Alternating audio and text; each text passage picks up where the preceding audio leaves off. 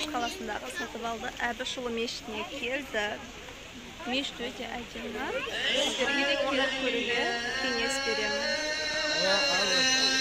Дәл қазір Құран оқылып жатыр, азан шақырылып. Мынау су катамаранда сапатылар.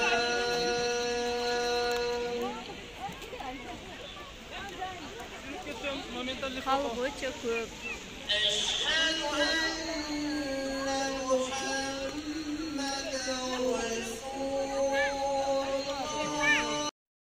Жалпы бұл видеоны түсірудегі мақсатым, адам жүрегі Алла үйінде тыныштық табады дейді ғой.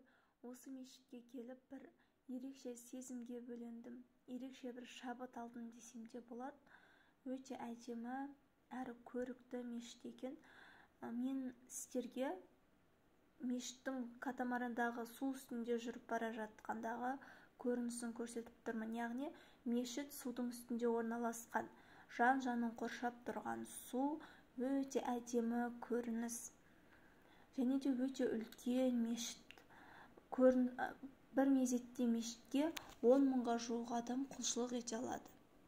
Және де бұл мешіт өзінің медресе колледжімен де ерекшеленеді. 600-ге жуық балаға дәріс бере алады. Бір мезетте 600-ге жуық бала діни сауатын ашып, араб тілін тани алады. Жатын бөлмесі, яғни жатақханалары да бар, асханалары да бар. Діни сауатын ашып, араб тілін үйренем деген адамға келіп, көруге, келіп оқуға кеңес берер едім. Өте ерекше әрі әдемі мешіт.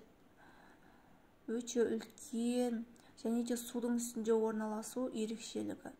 Әрине, бұл менің блогым емес, менің блогым фудблог. Бірақ осы мешітке келіп ерекше бір шабыт алдым. Жақсыны көрмекке дейді, жақсы дүниені сіздермен бөліскім келді. Бұл мешіттің қасында өте ерекше дәмханасы да бар. Әйгілі, балығымен әйгілі десем де болады. Өте әдемі, балығы жеген адамның аузында қалары сөзсіз. Және де көлінен аққуды да, балықты да таба аласыздар. Өте бір ерекше орын, келіп, демалып, құлшылық жасауға сіздерге де кеңес беремін. Егер жолдарыңыз түсіп келсеңіздер, міндетті түрде осы мешітке келуге кеңес беремін. Сарыағаш қаласы күннен күнге дамып келе жатыр, үлкен қалаға айналып жатыр. Неге? Мешіттің жанынан қарағандағы көрінісі.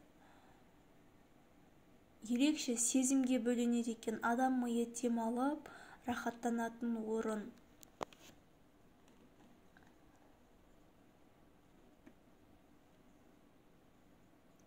Осынау кең далада мешіт салып, рухани құндылықтарды насихаттау, ол әрбір мұсылман адамның парызы деп ойлаймын. Яғни Алла тағала айтады ғой, байысаң мешіт сал, көпір сал, жол сал дейді. Яғни адамдардың алғысын, адамдардың рахметін аласын, Алла тағаланың шапағатына бөленесің дейді.